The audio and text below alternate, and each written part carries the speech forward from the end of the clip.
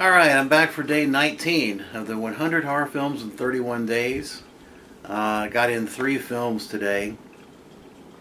First up was a Netflix watch, Under the Shadow, which is a 2016 Iranian film that I've seen before. I saw it last year, and it was part of the subset pick for the day, so I watched it.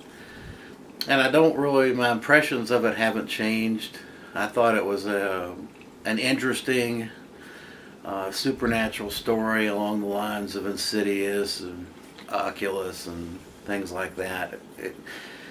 It was probably more interesting than normal simply because it was portraying events in Iran during the Iran-Iraq War.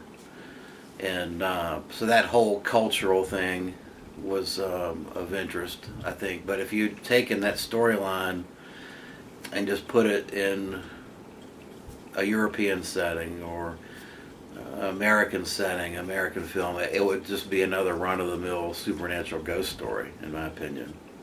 And that's the feeling I had last year when I watched it, and it's the feeling I have this year, that it's kind of a run-of-the-mill supernatural story that only because of the special place where it's filmed and the circumstances, the Iran-Iraq War filmed in Iran, does it have any kind of a special feeling that you get when you watch it. But it's not a bad movie. It's just, I just don't feel like it's anything earth-shattering. A lot of people are just praising this movie. It's okay. It's not something that I would want to rewatch. Then I returned to this Mummy trilogy set and watched 2001's The Mummy Returns. And this one was extremely disappointing. Brendan Fraser comes back. Imhotep comes back. And it's really, the second one is just simply a rehash of the first storyline, but it's even more action oriented to me. This is really much more of just a non-stop barrage a la Raiders of the Lost Ark. I consider it kind of a poor man's Raiders of the Lost Ark. Given the fact that the budget of this movie was $98 million, poor man's Raiders of the Lost Ark's a bad description, but it's just a CGI fest. And I think it's the worst of the series, actually. The CGI in this is terrible. In this film, other than the storyline from the first film, which is about the same, Imhotep trying to basically achieve world domination in a way, you do have the subplot of The Rock, the former wrestler, is the Scorpion King, and he's kind of enters into this to give a little added flavor to the proceedings. But the problem with The Rock and the Scorpion King in general is the CGI is horrible. I mean, it's tantamount to watching the Sci-Fi Channel. It's that bad, in my opinion. I mean, I don't know where the $98 million went on this one, but the sad part of The Mummy Returns, in my opinion, is that the thing made $400 million. Can't figure that one out. I thought The Mummy Returns is a dog, and a real letdown from the first film. But I mean, it's just nonstop action without any character development, without any real storyline. So didn't like it. I did finish the day off with an excellent film, and that is 1981's Video Nasty Possession. Sam Neill and Isabelle Adjani star in this film.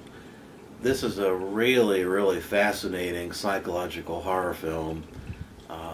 Isabelle Adjani and Sam Neill are a married couple, and you have circumstances going on that are similar to, say, Rosemary's Baby, kind of blended with Psycho. Isabelle Adjani is going off during the day in the middle of the night, and she can't explain her whereabouts. and things are just getting very, very tense in the household, and the film just builds tension, which I love in a film, when it builds tension to the point where the last 30 minutes is a real thrill ride, and a surprisingly strange thrill ride. The director is a Polish director, Andrzej Zulawski. Zulawski? Zulawski. Andrzej Zulawski. I really highly recommend this film.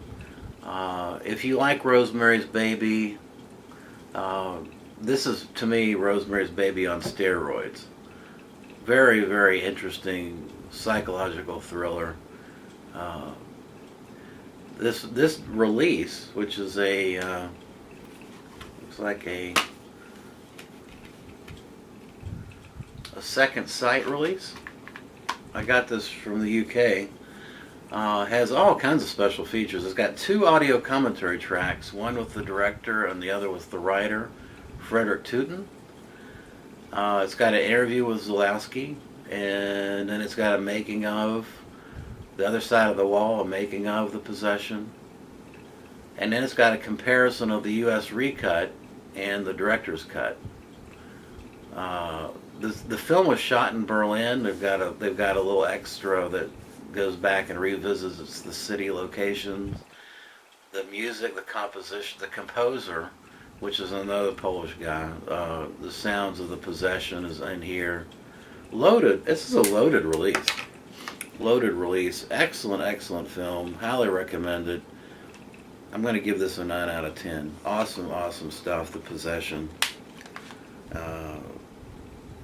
Strange film. All I can say is you really just need to watch it for yourself. I don't want to spoil it for you. Okay, well that'll wrap it up for day 19. Appreciate you watching.